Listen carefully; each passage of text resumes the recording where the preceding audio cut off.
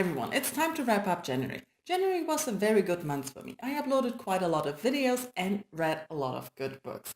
So let's talk about the videos first. As usual, I started my year with the self-image and my channel anniversary. Yes, I've been doing this for 8 years now.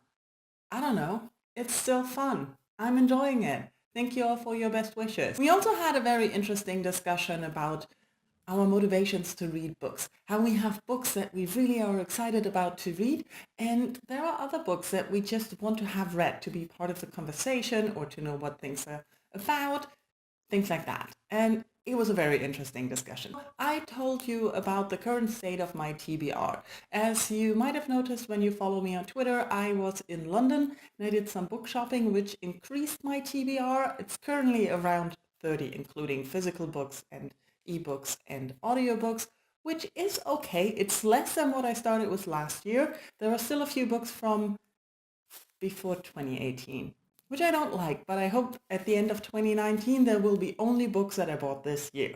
So let's see if I can manage that. And of course, I also uploaded my letter to January, which was a little bit late, and the footage I took in there from Hyde Park, that's literally the only footage I took in London. I'm such a professional vlogger after 8 years. It's amazing. I know, right? Okay, let's get to the books. I finished Master and Margarita. I started this in 2018 and I finished it in the beginning of January, and it was weird. I liked it in the beginning, but towards the end I was kind of bored where it was going, and yeah.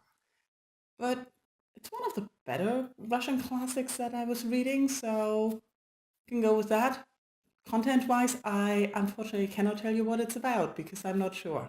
I finished the Clocktower War series. It's a duology. Clockwork Boys and Wonder Engine are the two books in that. It's by T. Kingfisher. It's fantasy. It's pure fun. It's a group of people getting sent on a quest and we follow them. There's a lot of banter going on there. So a sort of love romance triangle thing going on, and I loved it. I loved the writing, I loved the story. There's a full review up for the series. I listened to The Joy Luck Club by Amy Tan, and although I'm glad I listened to it because I'm not sure I would have finished it otherwise, I wouldn't recommend the audiobook. The narrator did a good job, but the book has multiple characters and I found it very confusing who's talking now, in which story we are. And so I got confused a lot listening to the audiobook because we get the stories of 4 mothers and 4 daughters and the story of their lives. One for how the mothers got to America, and the second is the experience the daughters had growing up in America. And it is an interesting story. I just couldn't get into it. I don't know. It's one of those books where I'm glad I finally know what it was about, but I really didn't love it or hate it or anything. It was just, I read it, I'm fine, move on. The next audiobook I listened to was Head On, and I loved this. It was so much fun to be back in this world with the Threeps and the people that are locked in, following another mystery, and yeah, I listened to it in one go. That always says something. I just couldn't stop. I was engrossed in the characters again, and I was really not sure where the story went, like what was going on, what was the solution, and I really enjoyed it. The narration on audio by Will Wheaton was wonderful as usual, and the writing by John Scalzi is, I don't know, it's very addictive. I also listened to State Tectonics, which is the 3rd book in the Centennial cycle. I put up a series review because this is the 3rd book, and there are a lot of things happening, but I don't really want to talk about them and spoil them. I can highly recommend this series if you're interested in science fiction political thrillers with a lot of female narrators and strong female characters. Yeah, go for that. The Black God's Drums was a little bit disappointing. I was hoping to get a steampunk that is not set in England, but I couldn't really get into the narration. I read it as an ebook, and I found that the accent was inconsistent. Not only in the accent way, but also in the grammar, the way the narration was structured for this one character, and I got kicked out of the flow of the story, often because of the writing. The story itself wasn't too bad, although I can't remember it right now. That is bad. Yeah, didn't leave much of an impression, I'm sorry. I also finished one physical book, Mr. Tuppet.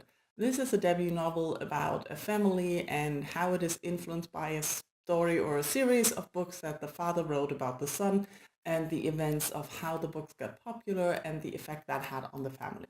Although I quite liked it, I do think it's not for everyone. It's a very character-driven book where you look at the separate characters and you get really a lot of information about their involvement and their development and their personal character. There's not that much plot that is going on.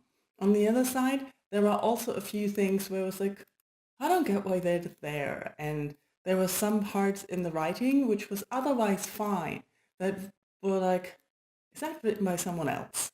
And so I don't know if I would recommend this to everyone, but if you're interested in character stories, just go ahead and check this out. There's also a full review up for this one. And those are all the books that I finished in January. In general, I'm quite happy with my reading progress. February might not be as well because I'm in the middle of 2 big books and I have a lot of other things to do and February is short. Total excuses, I know.